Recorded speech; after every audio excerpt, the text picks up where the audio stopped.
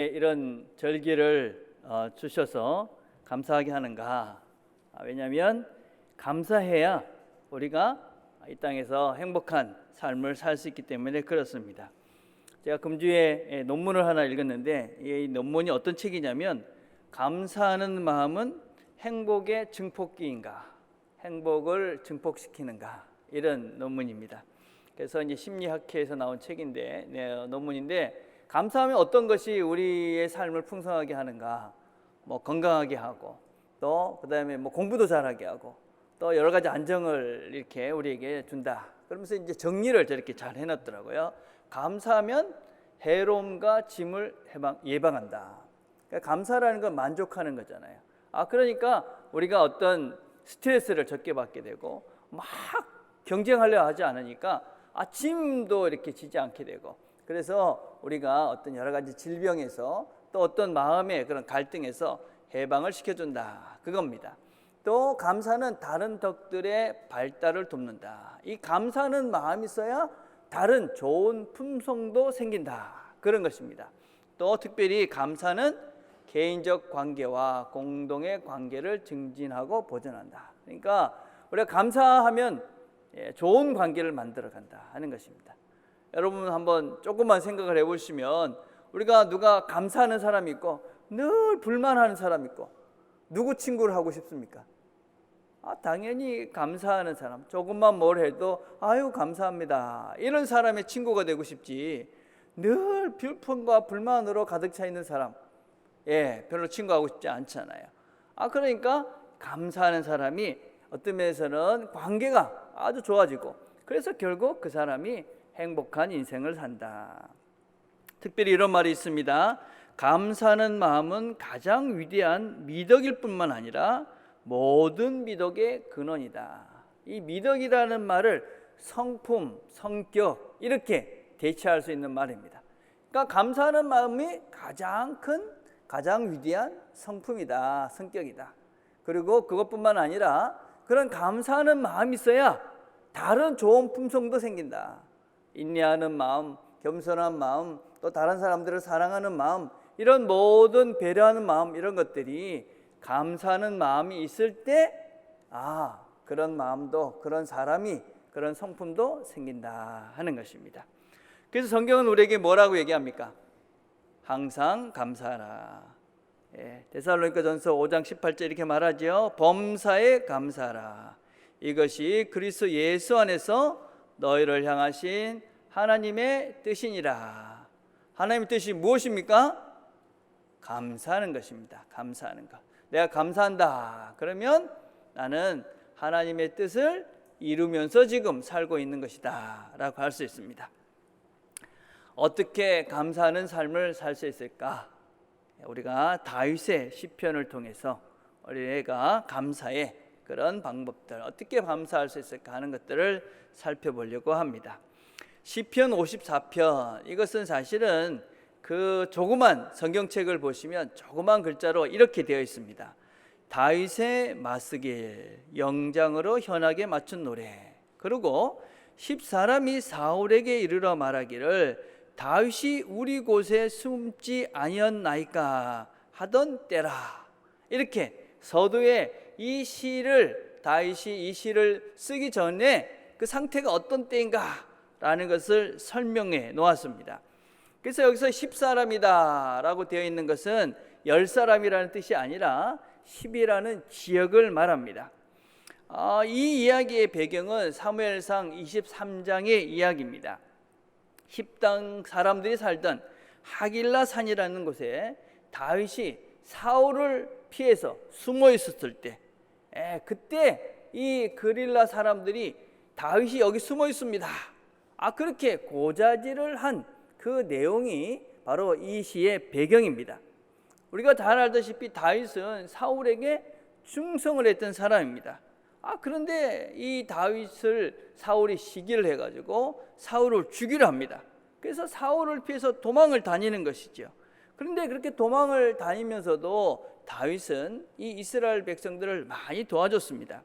특별히 그일라에 살던 사람들이 블레셋으로부터 공격을 당한 것을 알고 목숨을 걸고 이 사람들을 구해줍니다.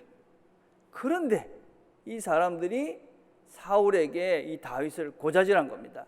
다윗이 우리 동네에 지금 숨어 있습니다. 그래서 지금 이 다윗이 이 시를 짓고 있는 그 상황이 어떤 때냐?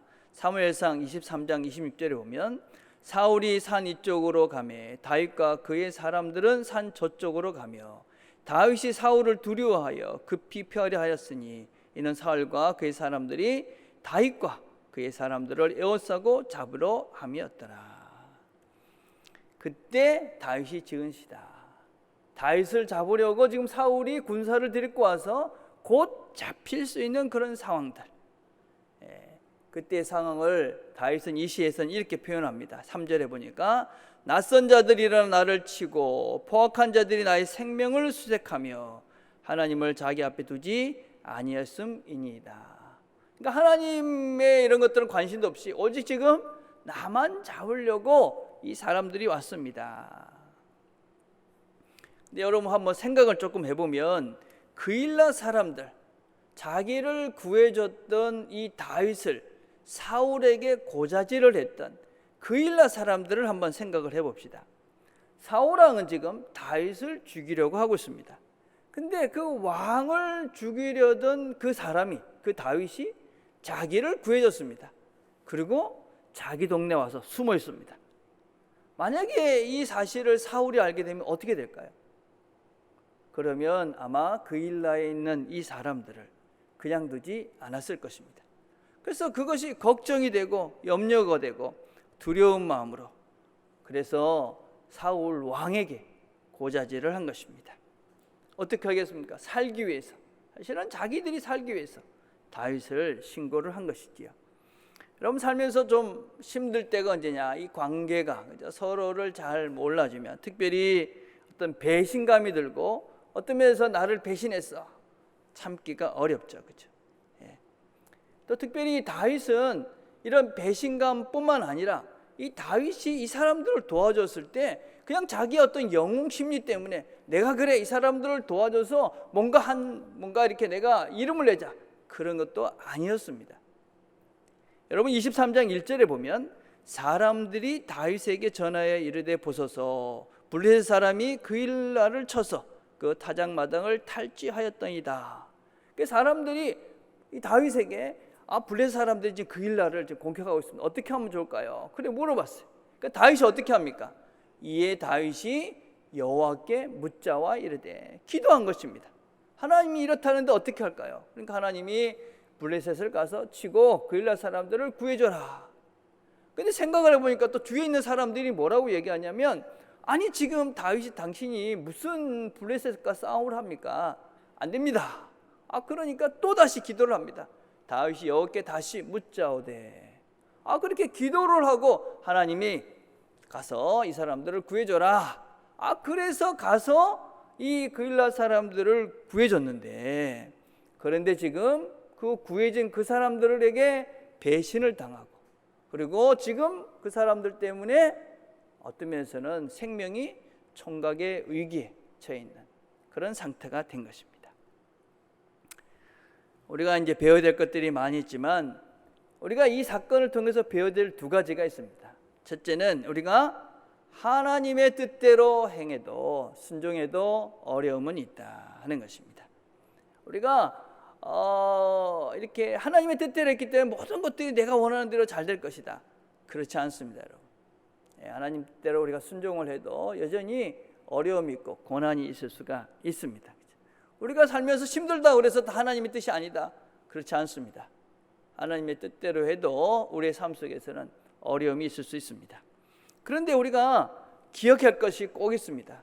하나님의 뜻대로, 하나님의 뜻에 순종한 그것은 언젠가는 그 결과를, 선한 결과를 하나님이 맺게 해주신다 하는 것을 꼭 기억해야 합니다. 또 특별히 아무도 알아주지 않을 때 우리가 명심해야 될 또 한 가지가 있습니다. 그게 뭐냐? 내가 지금 보화를 하늘에 쌓고 있는 것이다. 사람들이 아무도 모르는 그 일, 하나님만이 아는 그런 하나님 앞에 순종했던 내 삶의 흔적, 그것은 하나님 나라에 내가 보화를 쌓고 있는 것이다.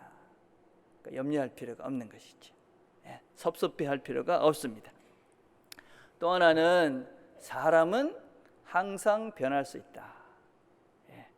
여러분, 사람이 아무리 잘하고 이렇게 해도 그죠? 사람은 사람이죠. 우리는 종종 내 이익을 따라서 이렇게 저렇게 움직일 수 있는 것, 그것이 우리입니다. 우리가 어떻게 그 일나 사람들 그럴 수가 있어. 근데 어떻습니까? 내가 그 일나 사람이다. 내가 지금 그 일을 당하고 있다. 지금 우리가 이 왕이 죽이려던 그 사람이 우리 동네에 숨어 있고 지금 우리를 구해줬다. 가만히 있으면 잘못하면 우리 가족이 다 죽고 우리 마을이 다 죽을 수 있다. 어떻게 하시겠습니까? 여러분, 그래서 우리는 이 모습이 내 모습이구나. 사람은 늘 변할 수 있고 바뀔 수 있는 것이죠. 자기 형편이 어떻게 바뀔지, 그것이 너의 형편이기도 하고 나의 형편이기도 하죠. 우리가 그 사람의 형편을 잘 모르죠. 그렇죠? 그래서 어떻게 그럴 수가 있어? 사람의 삶 속에서 그럴 수 없는 건 없는 거죠. 다 그럴 수가 있는 겁니다. 그럴 수밖에 없는 이유가 다 있는 것이죠. 그렇죠? 그래서 사람은 용서하고 사랑하는 것입니다. 그 사람을 믿고 의지하고, 어떻게 네가 나한테 그렇게 의지하고 믿을 존재가 사람이 아니라 사람은 용서하고 그리고 사랑하라. 하나님이 우리에게 사랑하라고 그랬지, 그죠? 사람을 믿어라 하지는 않으셨습니다. 그죠? 그럼에도 불구하고 우리는 믿을 만한 존재가 되기 위해서 애를 쓰셔야 합니다. 나는 그렇게 믿을 만한 존재가 되기 위해서 애를 쓰는 거죠. 그죠? 그렇게 우리가 믿을 만한 사람이 되기 위해서 애쓰고 힘쓰고 사랑하면서 우리가 주님이 원하시는 사람으로 그렇게 새로워져 가는 것이죠. 그게 우리들 자신이다. 자, 그렇게 이 상황에서 배신을 당하고 자기를 죽이려고 쫓아오는 사람들, 그렇게 둘러싸고 있는 그런 적들을, 어떤 면에서 자기를 죽이러 오는 그 군사들 앞에서 다윗은 무엇을 합니까? 무엇을 하고 있습니까? 1절과 2절에 보니까 하나님이여 주의 이름으로 나를 구원하시고 주의 힘으로 나를 변호하소서. 하나님이여 내 기도를 들으시며 내 입의 말에 귀를 기울이소서. 기도하고 있는 것이지요. 아니, 지금 자기를 죽이러 오는 사람들이 있는데 어떻게 해야 됩니까? 도망을 하든지 아니면 어떻게 전쟁을 잘할 수 있는 싸움 준비를 해야 되는데 다윗은 뭘 합니까? 기도를 하고 있습니다. 다윗이 참 위대하다. 왜 위대한가? 다른 것이 있는 것이 아닙니다. 유진 피터슨이라는 분은 다윗을 이렇게 평가하고 있습니다. 다윗의 삶은 하나님이 보여주고 싶었던 성도의 전형일 것이다. 다윗의 삶은 삶 속에서 늘 승리하지 않는다. 그러나 문제가 발생하면 다윗은 하나님께로 돌아가고 기도하는 다윗이 된다. 그러면 하나님은 어김없이 다윗의 불리한 상황들을 다윗의 발음대로 역전시켜 주신다. 신앙의 위대한 인물이 되고 싶다. 무엇을 하면 될까요? 기도하면 되는 겁니다. 하나님께 기도하라. 왜 우리가 기도할 수밖에 없습니까? 왜 기도할 수 있습니까? 다윗이 이렇게 고백합니다. 하나님은 나를 돕는 이시며 주께서는 내 생명을 붙들어 주시는 이신이다. 나를 돕는 분인데 또 내 생명을 붙잡고 가시는 그분이니까 내가 그분께 의지하고 그분께 기도하는 것은 아주 당연한 것이지요. 어떻게 기도하고 있습니까? 주께서는 내 원수에게 악으로 갚으시리니 주의 성실하심으로 그들을 멸하소서. 내 원수를 멸해 주십시오. 여러분, 하나님의 손에 내 원수를 맡기는 것입니다. 내 문제를 그분께 맡기는 것이죠. 그럼 기도는 무엇이냐? 기도는 내 원수를, 내 문제를 하나님 손으로 옮겨놓는 것입니다. 우리가 기도를 하면서 기도 응답이 안 된다, 그런 분들이 참 많습니다. 왜 그럴까요? 기도의 답을 내가 갖고 있기 때문에 그렇죠. 내가 원하는 대로, 내가 원하는 방법으로, 내가 원하는 때에 내가 이 원수를 갚겠다, 내가 원수를 갚게 해주십시오. 그렇기 때문에 우리는 기도를 열심히 하면서도 응답을 받지 못합니다. 여러분, 그것은 기도가 아닙니다. 그것은 내 욕망과 내 욕구를 더 분명히 하고 내 뜻대로 살겠다는 내 욕심의 표출입니다. 그걸 기도라는 통로를 가지고 나 자신을 합리화시키고 하나님을 내 뜻대로 이용하고자 하는 잘못된 기도입니다. 기도는 내가 내 문제를, 내 원수를, 내한테 있는 악들의 이 모든 문제들을 하나님 손에 옮겨놓고 하나님께서 하나님의 방법으로 하나님의 때에 하나님께서 알아서 해결해 주십시오. 그게 기도입니다. 모든 결정을 하나님께 맡기는 겁니다.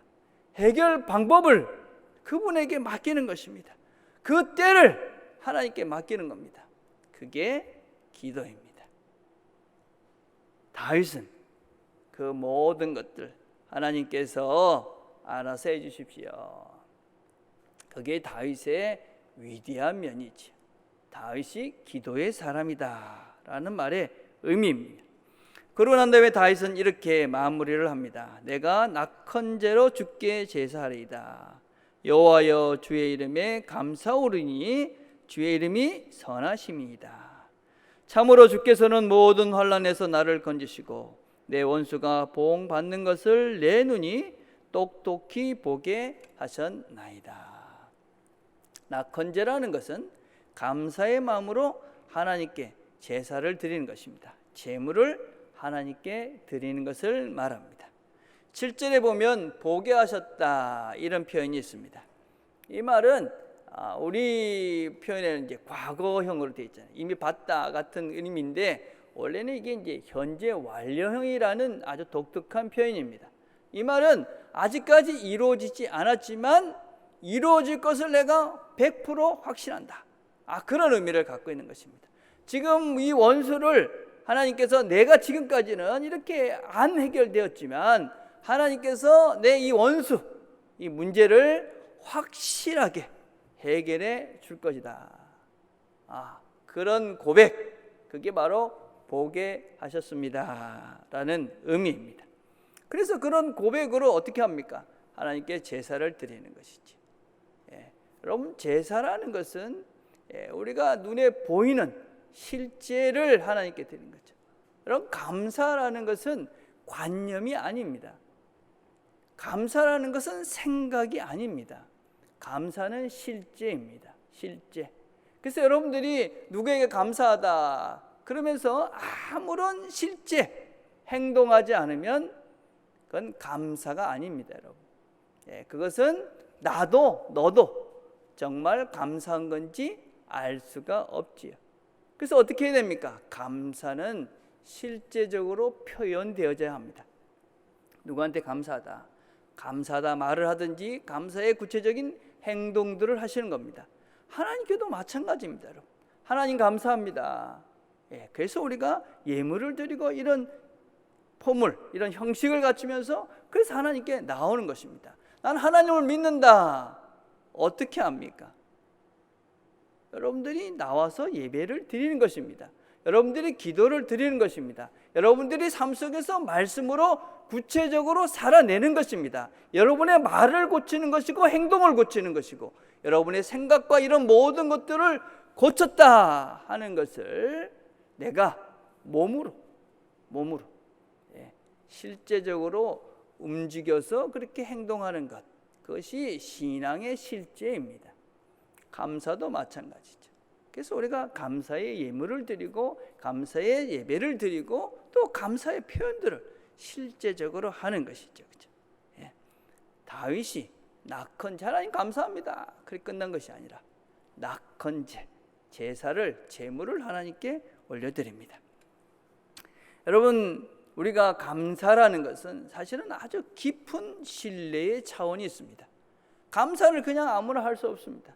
하나님을 전적으로 믿는 사람들이 할 수 있는 것이 감사입니다. 린다 딜로우라는 분은 이 만족이라는 책에서 감사에는 세 가지 깊은 신뢰의 차원이 있다, 이렇게 이야기했습니다.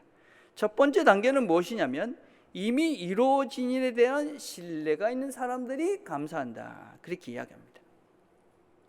우리가 삶을 살아가면서 제일 빠지기 쉬운 함몰 구덩이가 있는데 그것이 무엇이냐면 만약이라는 함몰 구덩이입니다. 만약에.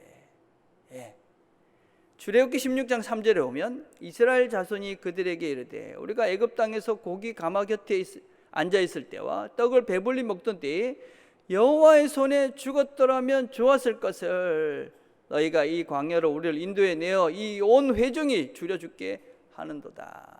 영어로 if라는 말입니다. 했다면 좋았을 것인데, 이스라엘 백성들이 죽을 때까지 그랬습니다. 죽을 때까지. 하나님이 그냥 우리를 애굽 땅에다 놔두셨으면 우리가 그래도 고기라도 먹고 살았을 건데, 이런 생고생을 안 했을 건데, 하나님이 우리를 이 광야 땅으로 불러내갖고 우리가 이런 생고생을 한다. 그러다가 광야에서 다 죽었습니다.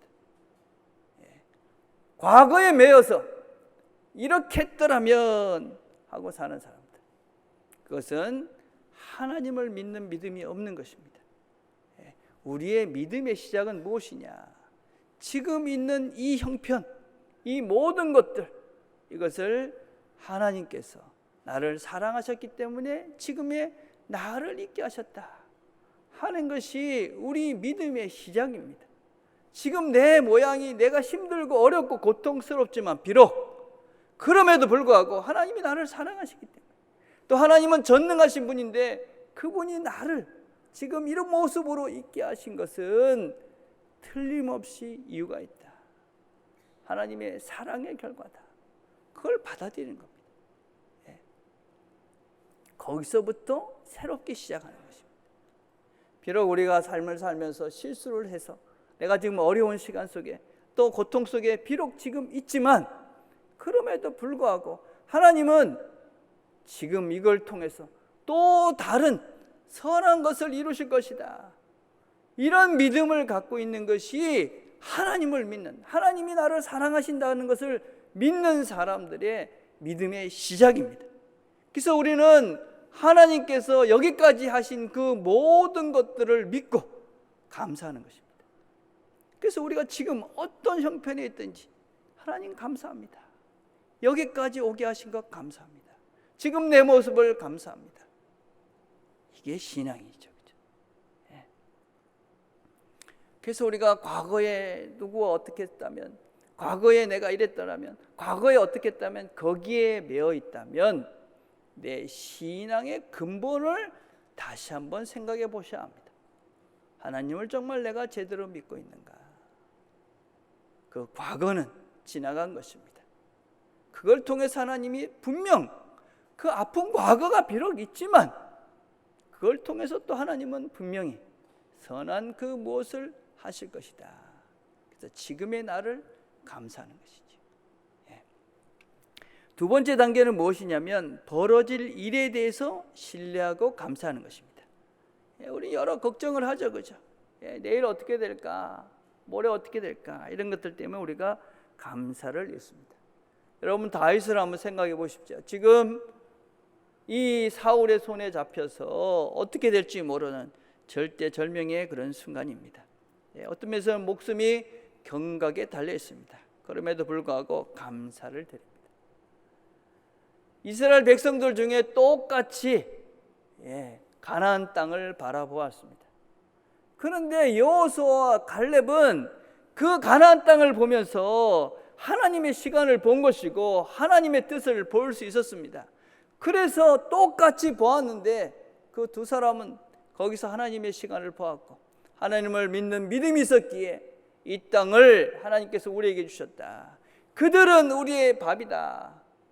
그러니 그들이 그 땅을 취합니다. 다 과거에 머물러 있어서 내가 애굽 땅에 있었으면 좋았을 것인데 했던 사람들은 다 광야에서 죽어버렸는데 저 여호수아, 갈렙만이 하나님이 이 땅을 우리에게 주셨다, 그런 믿음의 고백을 하며 하나님이 하실 일에 대한 확신이 있었던 그들은 그 땅을 취합니다. 여러분, 과거에 매여 있는 사람들이 어떻게 앞으로 나갈 수 있겠습니까? 어떻게 앞에 있는 행복을 누릴 수가 있겠습니까? 어떻게 하나님의 놀라운 역사들을 기대하며 살 수 있겠습니까? 지금을 감사하고 내일을 기대하는 자들, 하나님이 이루실 그것을 소망하며 나가는 자들, 그들이 앞날에 내일에 더 하나님의 복을 누리며 살 수 있는 자들이 됩니다. 마지막 단계는 참 힘들고 어려운 단계입니다. 그럼에도 불구하고 우리가 가야 되는 단계이기도 합니다. 이해가 되지 않아도 신뢰하며 감사하는 것입니다. 여러분, 다윗이 지금 자기의 형편이 이해가 되었겠습니까? 내가 하나님의 뜻대로 살았는데, 하나님의 말씀에 순종을 했는데, 지금 이 사람들이 나를 고소하고 고발을 해서 지금 이 사울의 손에 잡혀 죽게 된 이 형편, 이게 이해가 되었을까요? 여러분, 우리는 비록 힘들고 이해가 되지 않지만 감사한다. 왜냐하면 하나님이시기 때문에 그렇죠. 하나님, 내 삶을 하나님이 인도하신다. 여러분, 우리가 하나님을 다 이해할 수가 없죠. 우리가 다 이해한다면 하나님이 아니시겠죠. 그렇죠? 내가 그분을 다 이해할 수 없고 그분이 내 삶을 어떻게 인도해 가실지 다 이해가 안 될 때가 참 많습니다.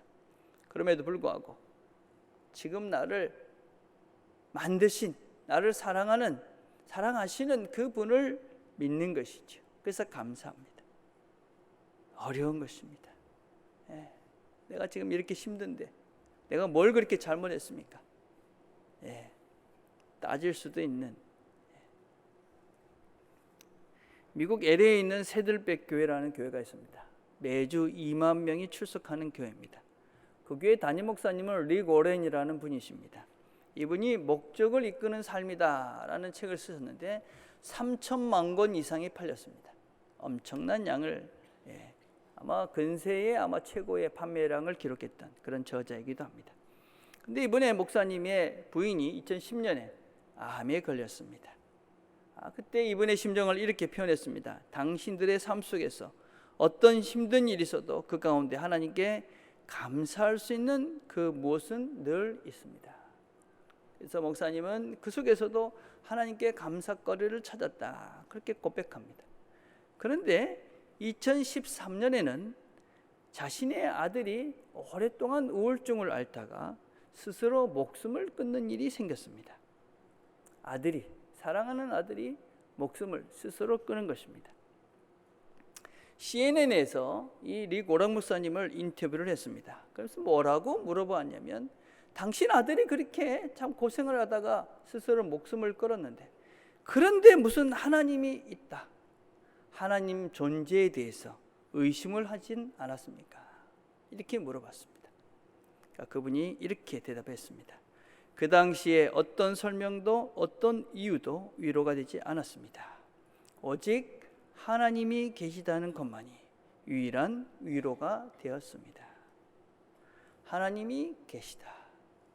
그 하나님이 나의 하나님이시다.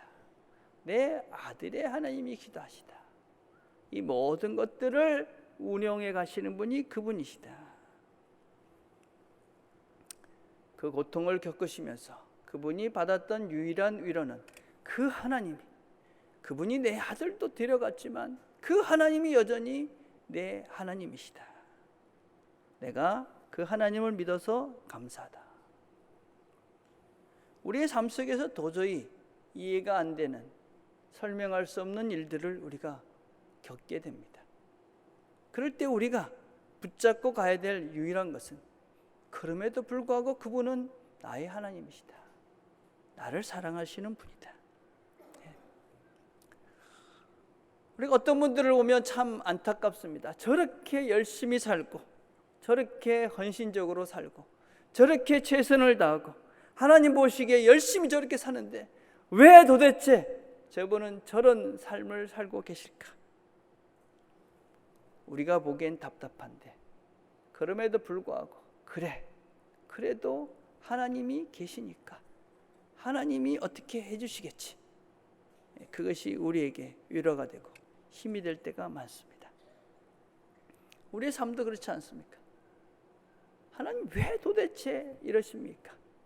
그러다가도 그래도 하나님이 계시고 그래도 하나님이 내 마음을 아시니 참 다행이다. 다윗이 이 엄청난 일을 당하고 있는 그 순간에 과연 하나님이 하신 그 일이 이해가 되었을까요? 아마 안 됐을 것입니다. 그런데 그는 다른 분이 아닌 그 하나님께 감사를 드립니다. 다윗이 그렇게 감사의 고백을 하고 제사를 드리고 제물을 드리고 난 뒤에 어떻게 되었느냐? 사무엘상 23장 27절에 이렇게 말합니다. 전령이 사울에게 와서 이르되 급히 오소서 블레셋 사람들이 땅을 침노하였나이다. 이에 사울이 다윗 뒤쪽 길을 그치고 돌아와 블레셋 사람들을 치러 갔으므로 그것을 셀라 하만드 곳이라 칭하느니라. 이스라엘의 원수인 블레셋 사람들이 이스라엘을 침략한 것입니다. 그래서 사울은 군사들을 돌려서 다윗을 잡으려던 그 군사들을 돌려서 블레셋과 싸우러 갈 수밖에 없었습니다. 다윗은 그래서 그 지명 이름을 셀라 하만드고 The Rock of Escape, 피함의 바위다. 하나님은 나의 피할 바위시다. 이런 고백을 합니다. 우리는 이런 것들을 우연이라 하지 않습니다. 하나님께서 역사하셨다. 하나님의 손길이 그 가운데 역사해 주셨다. 그래서 이해가 되지 않고 설명이 되지 않지만 하나님을 온전히 의지하고 하나님께 감사의 제물을 드린 그 다윗에게 하나님은 피할 바위가 되셔서 그를 피할 수 있게 해 주셨다. 우리는 하나님의 그 피할 손들, 하나님의 피할 바위 되심을 우리가 이해할 수 없어도 믿기에 어떤 형편에서도 그분께 감사하며 우리의 날들을 그분께 맡깁니다. 골로새 4장 2절에 이렇게 말합니다. 기도를 계속하고 기도에 감사함으로 깨어 있으라. 감사함으로 깨어서 기도해 보십시오. 하나님의 놀라운 손길들을 우리가 경험할 수 있게 될 것입니다. 기도하겠습니다. 하나님 아버지 감사합니다. 오늘도 저희들이 주의 말씀을 들었습니다. 지금까지 여기까지 온 것이 하나님의 은혜입니다. 감사의 마음을 하나님께 올려드리고 우리의 모든 것들을 하나님께